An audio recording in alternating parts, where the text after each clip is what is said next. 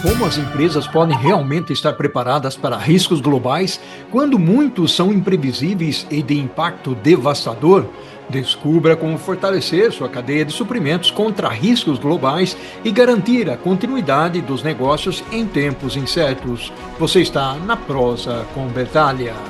Bem-vinda, bem-vindo a mais uma Prosa com Bertalha, prosa cada vez mais fantástica, onde as pessoas do bem aqui comparecem para compartilharem os seus conhecimentos e as suas experiências. E olha a prosa que nós estamos trazendo aqui hoje. Gestão de riscos nas cadeias de suprimentos globais. A gestão de riscos nas cadeias de suprimentos globais é um desafio crescente para empresas que operam em um ambiente cada vez mais interconectado e volátil.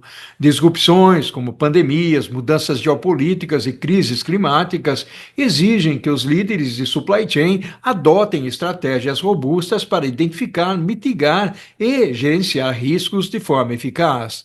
Este webinar abordará práticas essenciais para aumentar a resiliência da cadeia de suprimentos, minimizar vulnerabilidades e garantir a continuidade dos negócios, proporcionando insights valiosos para enfrentar os desafios globais. Vamos refletir sobre esse tema fascinante e importante aqui na Prosa com Bertalha, onde a educação e os negócios caminham juntos para trazer muito mais inspiração à sua jornada. E eu tenho o privilégio de trazer aqui para a Prosa com Bertalha o Luiz Carlos Roque Júnior, ele que é especialista em suprimentos, logística e comércio exterior, com mais de 19 anos de experiência em empresas como IBMP, MCSL Logística e Livrarias Curitiba. Mestre em gestão de organizações, atua como professor em instituições renomadas, mentor e consultor estratégico em supply chain e logística. Olha só que honra, que orgulho receber aqui na Prosa com Bertalha o Roque. Meu caro, seja bem-vindo à Prosa com Bertalha. Muito obrigado, uma honra estar aqui participando, né, de tantos eventos que a gente já teve presente aí, e discussões logísticas, livros, então uma honra poder estar participando aqui. Maravilha, Roque, bacana demais. Eu que tenho visto suas postagens, seu livro que você escreveu, muito bacana realmente. E vamos em frente, vamos contribuir, vamos agregar valor, vamos disseminar o conhecimento. Aliás, e por falar em disseminar conhecimento, ô, Roque, vamos pedir para o pessoal já curtir a nossa prosa aí, para se inscrever no canal, tirar um print da tela aqui, botar nas redes sociais, principalmente lá no LinkedIn, né? E não se esqueça de acionar o sininho de notificação porque a gente coloca muita prosa lá, não é verdade, Roque? É verdade, tenho compartilhado nas minhas aulas com os alunos também, material rico aí das prosas com os alunos. Bacana, legal demais. Você que é professor, né, disseminando conhecimento aí, eu valorizo muito esse lado, né, do ser humano, de compartilhar o conhecimento. Ô, Roque, por que que nós estamos trazendo esse tema aqui? Por que você acha que esse tema é relevante para nós compartilharmos? O tema ele se torna relevante à medida que a gente tem um mundo hoje cada vez mais incerto, né, das decisões, dos caminhos, ou alguns especialistas falam, né, hoje o mundo tem múltiplos caminhos, né? Então são tantas alternativas e situações que acontecem que a gente tem riscos, alguns riscos ocultos, algumas situações que mudou o status quo, né? Então, como no livro Gestão do Amanhã, né, que traz muito essa questão. Mudou, não é mais a era industrial, que você estabelecia processos por 10 anos, 15, uma visão de longo prazo, né? Hoje a visão de longo prazo você tem aí de 3 anos, porque tudo muda, né? Então essa transformação exige que as empresas também, os profissionais estejam em constante transformação e vendo os riscos, né? Que a depender do risco, isso pode levar a um fechamento de uma empresa, de um negócio, de um setor, né? Então, a gente viu eventos recentes, podemos ainda trazer, já vai dar 5 anos da pandemia, mas esse é um evento, né, da década mais forte que a gente teve, que mostra muito isso, né? Inesperado, ninguém previa, e teve aí todo um número gigante de mortes e também desemprego e toda uma questão econômica que vem junto. Então, a relevância do tema está nessa dinâmica que a gente vive hoje, né? Os dias atuais hoje são dias conturbados, podemos dizer assim. Bacana, legal demais. Você mencionou aí a gestão do amanhã do nosso amigo José Salib, né? Salib, que Exatamente, inclusive Salibão. já fez prosa aqui conosco, né? Salib que veio falar exatamente sobre a gestão do amanhã. E aí, falando, tomando como gancho já essa parte que você trouxe, o Rock, dos riscos, né? Do enxergar o futuro, da gestão do amanhã, das dificuldades e tudo mais. Quais são os principais riscos enfrentados pelas cadeias de suprimentos globais? Na sua visão, no mundo de hoje? Hoje eu compartilho muito da visão do Fórum Econômico Global, onde eles traz já aí, esse ano vai entrar na sua 18ª edição dos riscos globais, e o que tem destacado no último ano são desinformação, ou o famoso fake news, né? Isso tem impactado bastante, como eventos climáticos extremos, né? Nessa semana agora que passa, a gente tem um evento muito crítico nos Estados Unidos, né? É, tá aí dominando o noticiário, mas a gente teve Rio Grande do Sul ano passado e vários outros eventos ao longo do planeta. Polarização social, isso tem acontecido ainda. Insegurança cibernética, isso realmente há um trabalho muito grande, muito forte das empresas aqui no Brasil nos últimos anos, mas é um risco ainda muito forte das cadeias. Conflitos armados, né? Então, hoje temos duas grandes guerras, né? Que temos a Ucrânia versus a Rússia, temos Israel também, né? Na região ali. São guerras mais regionais, mas ao olhar a gente tem outras guerras também, não tão mencionadas, mas hoje temos mais de 30 guerras em andamentos no mundo, né? Uma boa parte está localizada no continente africano. Então, temos também questão de inflação, aumento de preços, né? Isso impacta bastante a cadeia, né? Fica muito volátil, né? Entre as especificações. E temos também aí, né? Fechando a poluição, né? Mas na questão climática que tem pesado nos últimos anos e com a tendência de futuro dos próximos anos, uma dominância dos riscos relacionados ao clima.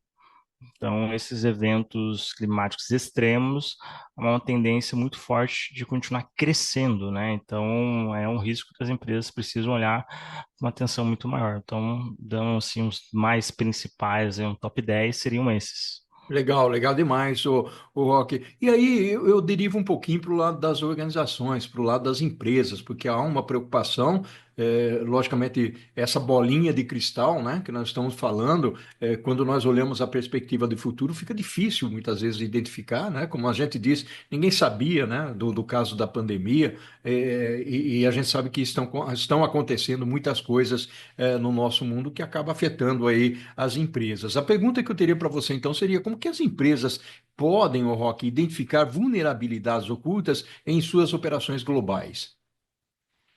Hoje a gente tem já na literatura, né, trazendo um pouco essa questão teórica, vários modelos chamados modelos preditivos.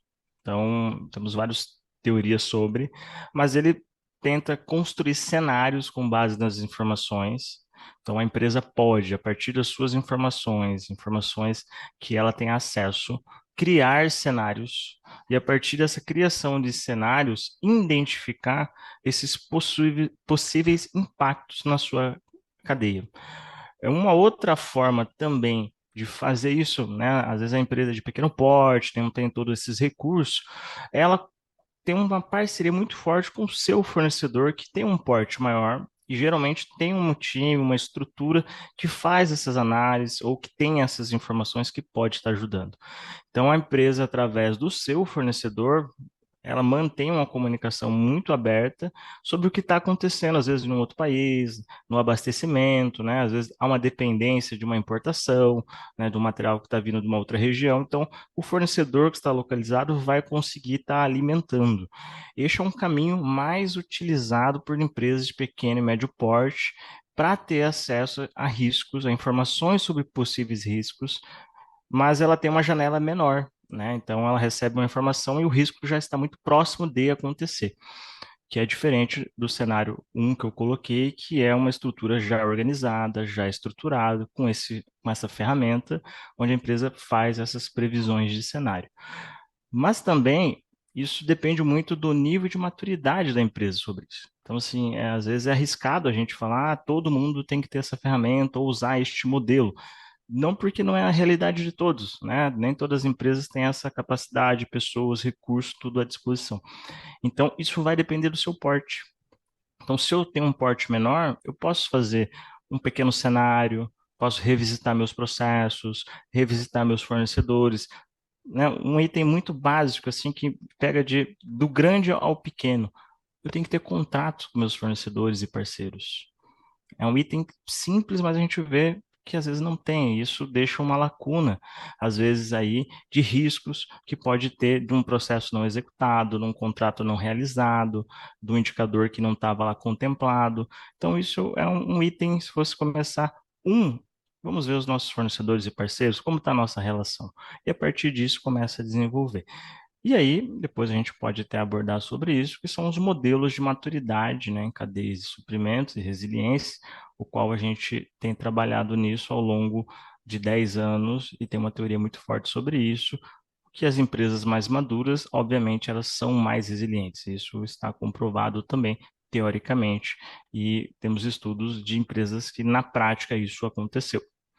Fantástico, fantástico, Rock. Muito legal aí o ponto que você trouxe. Embora você já tenha falado um pouquinho sobre alguns acontecimentos globais, você mencionou aí a parte de guerras, né? Ucrânia, Rússia, Israel, mencionando que existem basicamente aí 30 guerras, né, acontecendo no mundo, muitas delas lá na África, o que acaba, de certa forma, aí polarizando o mundo. A minha pergunta aqui, eu gostaria de explorar um pouquinho esse lado do impacto das mudanças geopolíticas na gestão de riscos em supply chain ou na cadeia de suprimentos, o Rocker.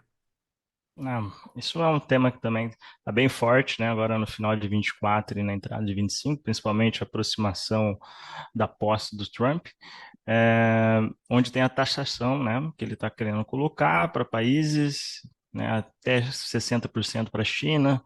E hoje a gente tem uma dependência das cadeias, né? São totalmente desconectadas, né? Então, quando você olha o fornecedor de nível um, o fabricante, um exemplo dos Estados Unidos, ele está nos Estados Unidos.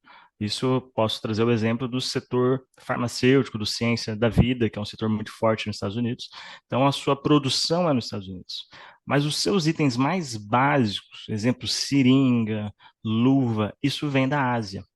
Então, ao fazer uma restrição nesse momento, criar essas restrições, você afeta, às vezes, não o item principal, mas os intermediários que são fundamentais no processo produtivo. Então, logo de partida, você tem um aumento de custo, porque você vai ter que desenvolver novos fornecedores, validar novos players que nessa mudança geopolítica, você tem que movimentar os seus estoques, então ele sai da Ásia, né, vem mais próximo, então existe um movimento de empresas do continente da Ásia para o continente agora da América Latina, principalmente o México. Então, o México está sendo uma porta de entrada, então há um investimento acontecendo nesse momento, para que tenha uma cadeia de suprimentos mais próxima. Uma outra estratégia são cadeias de suprimentos em países parceiros, no caso dos Estados Unidos, que vai ser um diálogo muito mais fácil, que não vai ter essa taxação.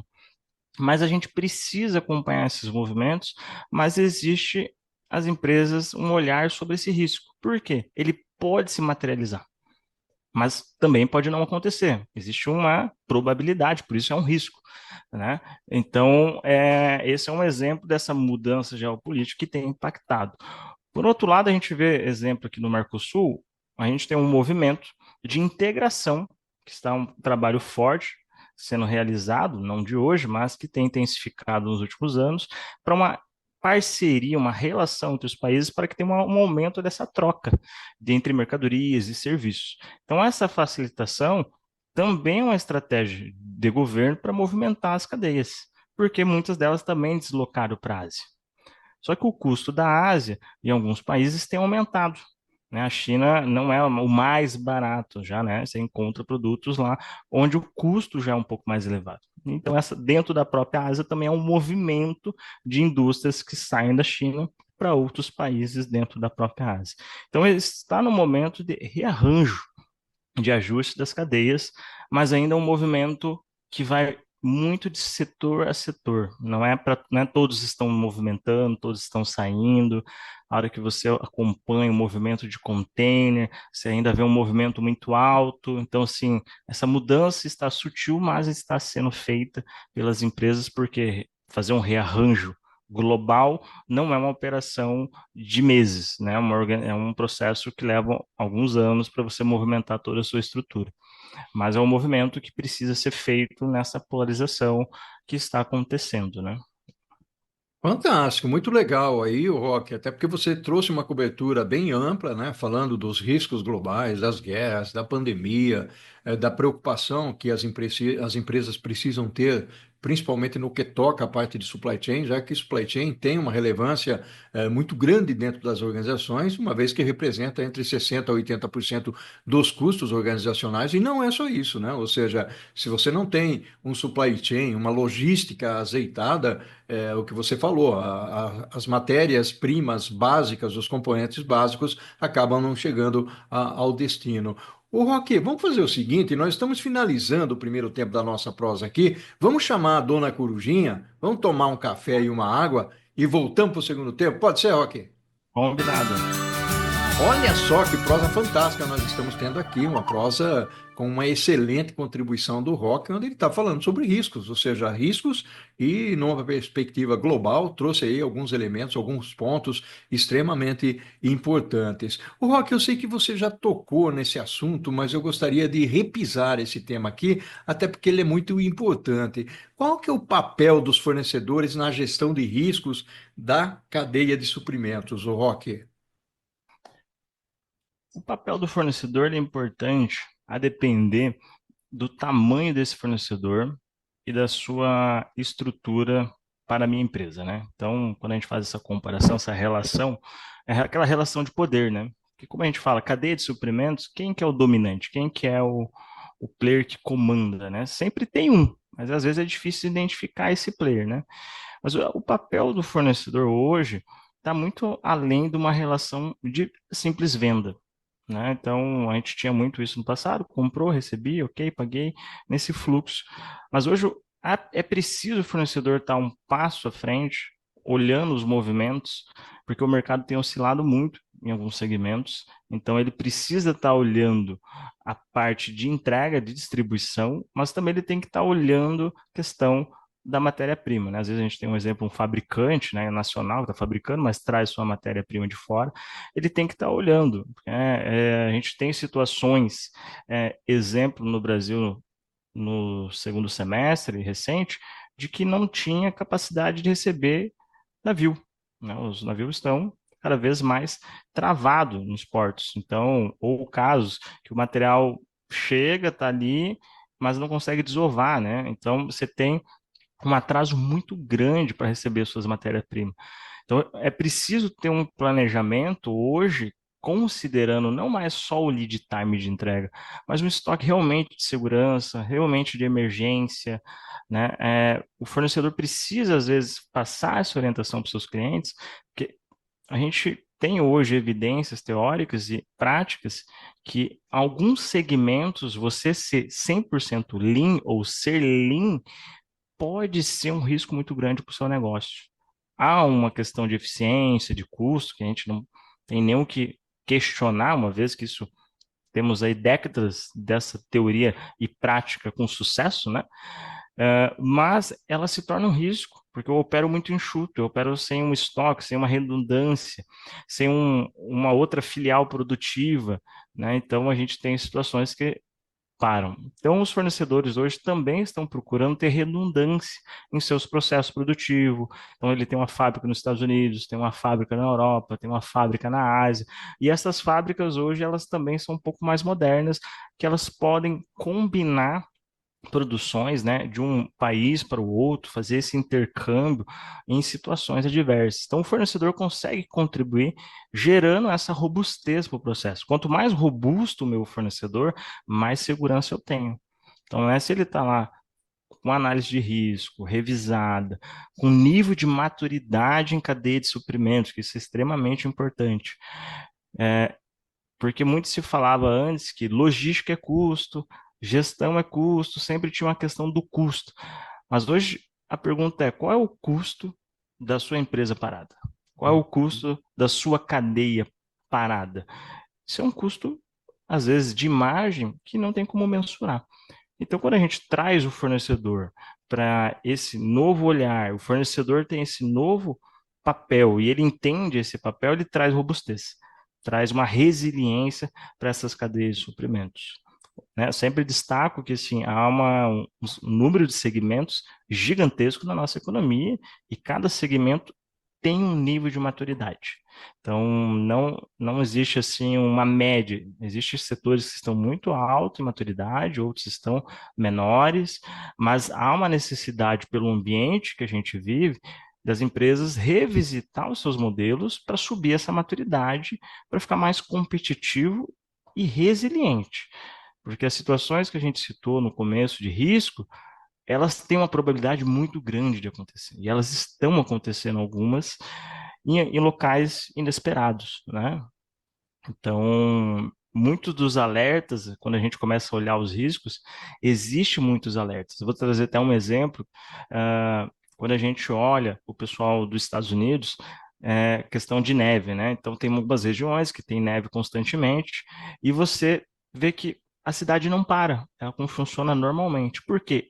Já existe uma resiliência, já aconteceu diversas situações com neve, já existe equipamento, existe todo um corpo preparado comunitário que ajuda as pessoas de rua nessa situação, que já tem os locais adequados. Então, existe uma preparação prévia, que a gente chama aí do plano pré-risco. Então, eu já me preparo antes para o risco. Então, é uma cidade mais resiliente.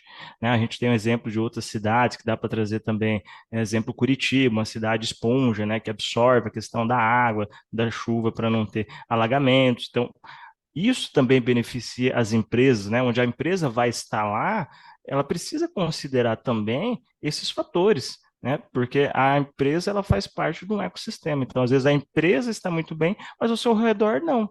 Então, ela precisa ter esse olhar ao seu redor também.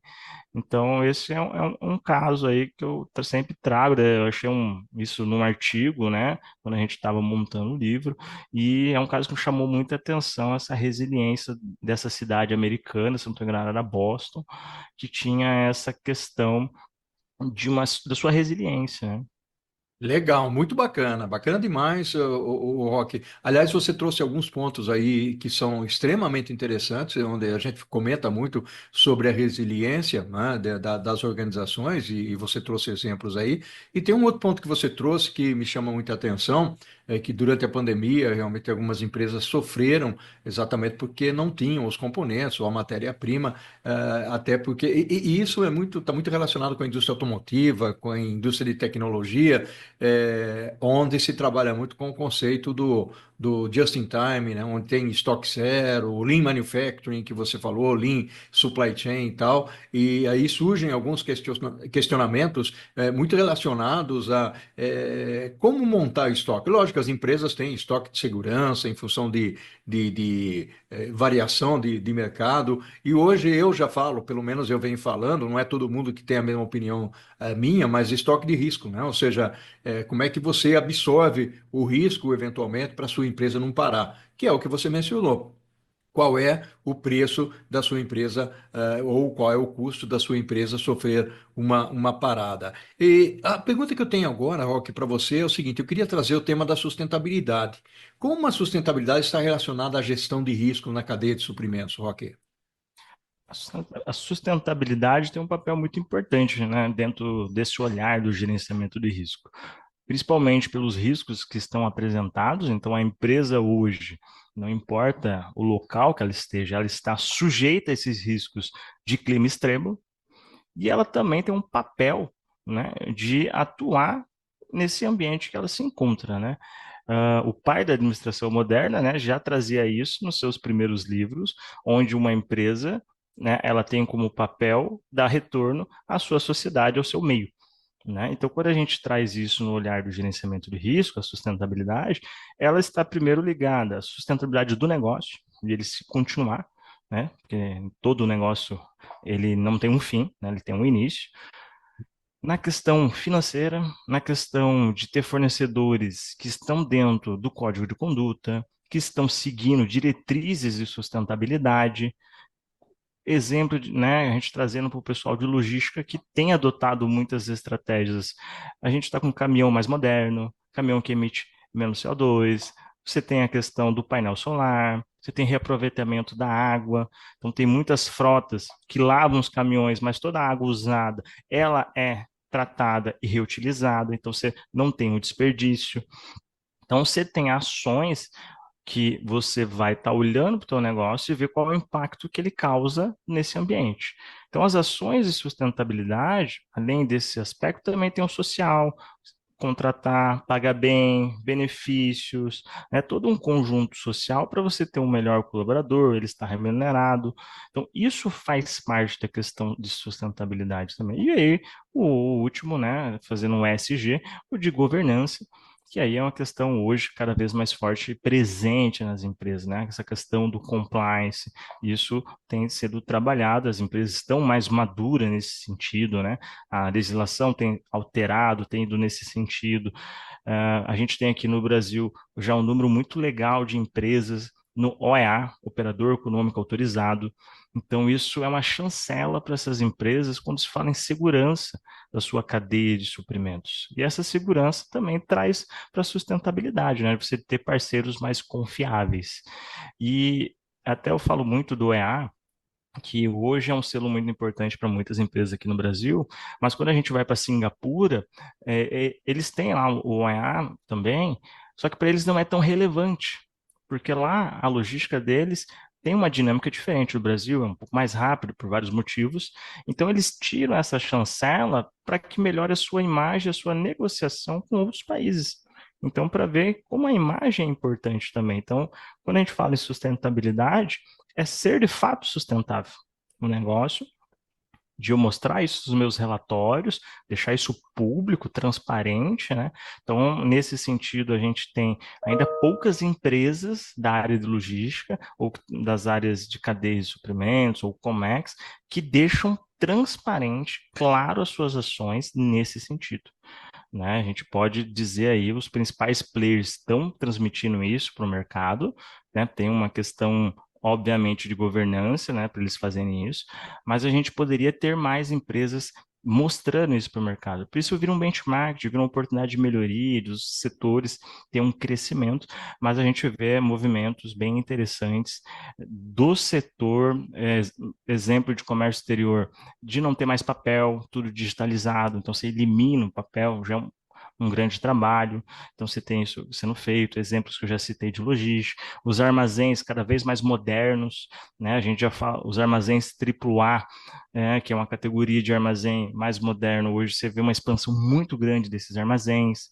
já se fala do novo nível de armazém hoje no Brasil, onde você consegue reaproveitar o máximo da capacidade, então tem bastante tecnologia chegando também dentro dessa questão de sustentabilidade. A construção sustentável, né? Você já constrói um armazém sustentável, já pensando numa certificação LEED, que é uma certificação para construções sustentáveis. Então, você já traz esse selo da base. E isso tem essa relação muito forte, né? Se eu construo isso, se eu atuo nessas premissas, obviamente eu vou impactar naqueles riscos que eu tenho, que eles estão sujeitos, pode acontecer, mas o impacto que minha empresa vai ter vai ser menor.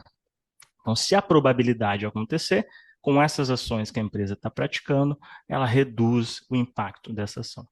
Então, é esse trabalho que as empresas precisam estar fazendo para criar essa resiliência, olhando Legal. sustentabilidade. Muito legal, o Rock. E aí, eu queria acrescentar um ponto, né? Aqui na nossa conversa, eu criei uma comunidade de supply chain lá no WhatsApp. Nós temos mais de 400 pessoas inscritas nessa comunidade. E é interessante, você tocou aí na palavra tecnologia, né? Eu fiz uma enquete, dentro desse grupo para saber, quais são os itens que o pessoal realmente gostaria que a gente colocasse ali no grupo para que eles pudessem tomar conhecimento. Logicamente, supply chain e logística foi o primeiro, né? É um item que está muito votado, mas tecnologia aparece com bastante força. O futuro, né? A preocupação com o futuro, quais são as tendências do que vai acontecer no mercado, do que vai acontecer na tecnologia, em supply chain, é uma outra preocupação. Liderança, né? Liderança, carreira, tal, são outras preocupações. Então, esses pontos são realmente extremamente importantes. O Roque, nós estamos chegando ao finalzinho da nossa prosa aqui, mas eu queria ouvir de você um pouco sobre o seu livro, né? O livro que você lançou aí, que você escreveu. Fala um pouco dele para a gente, Roque. Opa, uma honra aí estar falando desse livro. É, ao longo da minha carreira, né, acadêmica, tive a oportunidade do professor Guilherme, que esteve aqui presente também na prosa, Guilherme Frederico, que trouxe um conceito de maturidade, né? Ele desenvolveu, já tinha esse conceito, mas ele trabalhou em cima disso, e a gente conseguiu aplicar esse conceito teórico na prática e acompanhar ao longo dos anos. Então, a gente discutia no início, há 10 anos atrás, era se empresas mais maduras eram maduras por causa do seu ambiente que era complexo. Então, a discussão era essa, conseguimos chegar ao consenso que sim, ambientes mais complexos exigem uma performance superior e as empresas ficam mais maduras por isso, num ambiente mais competitivo. E também depois a gente conseguiu evoluir que empresas de fato maduras, elas são mais resilientes, porque elas estão mais preparadas, elas já estão com esse olhar do amanhã, do futuro, ela tem implementado ações dentro da sua operação, ações com seus parceiros para mitigar os riscos. Então ela se prepara, então ela usa dessas ferramentas. E no livro a gente vem trazendo isso, né? Essa questão do planejamento prévio. Lógico, existem outras formas de fazer. Tem empresa que ela se prepara para reagir. Eu só vou atuar quando tiver um problema. Só que ela tem uma estrutura montada para isso. Ela está pronta para reagir. É uma outra sistemática. E existe também a pós-evento, que a gente traz isso no livro, que são os aprendizados que a empresa precisa fazer depois que acontece uma situação de risco. Então, como evitar essa ruptura, como trabalhar nessa ruptura, quais perguntas fazer. Então, a gente baseado em toda essa trajetória acadêmica, nessas experiências práticas, no que a gente viu muito que aconteceu em outras regiões, outros países, outras empresas, a gente veio trazer neste livro, então, a prova de crise, porque baseando em tudo que a gente está vendo de informação, de situações, o que está acontecendo, a questão é quando é a próxima crise? E se essa crise, de fato, vai afetar a minha operação? Eu estou pronto para. Então, eu, como gestor, a ideia é que esse gestor consiga olhar esse material e falar, opa, tem algum insight aqui, algum ponto que eu posso melhorar, um ponto que eu posso ver. E também para os meus alunos, né, que eu fico muito honrado em trazer esse material para eles, de poder contribuir no material mais fácil, né, traduzindo um pouco do acadêmico, um pouco mais prático, né, esse material sobre gestão de risco, que é o que a gente vem abordando para deixar aí bastante insights e bastante perguntas. De fato, o livro é para a gente se questionar, para fazer uma reflexão. Será que o nosso processo está bom? Então, assim, isso foi uma pergunta que me levou ao mestrado lá atrás, né? Será que o processo que eu estou inserido, a minha cadeia de suprimentos, ela é madura? Ela é resiliente? Então, isso foi uma pergunta lá atrás. Então, a gente conseguiu, através desses estudos, trazer e a gente traz neste livro. E aproveitando a oportunidade, a gente tem mais um que está para chegar de torre de controle agora em fevereiro, que também, falando em tecnologia, é uma das principais tecnologias a ser implementada aqui no Brasil pelas empresas no último relatório da Associação Brasileira de Operadores Logísticos. Então, a torre de controle é uma ferramenta que ela traz visibilidade e esta visibilidade, ela pode contribuir para um nível maior de maturidade e resiliência, porque eu consigo antecipar um possível problema. Maravilha, perfeito. Estamos chegando ao final, Roque. Foi uma prosa fantástica, muito legal. Gratidão enorme pela sua contribuição e participação aqui na Prosa com Bertalha, Roque. E eu que agradeço mais uma vez, honrado estar aqui.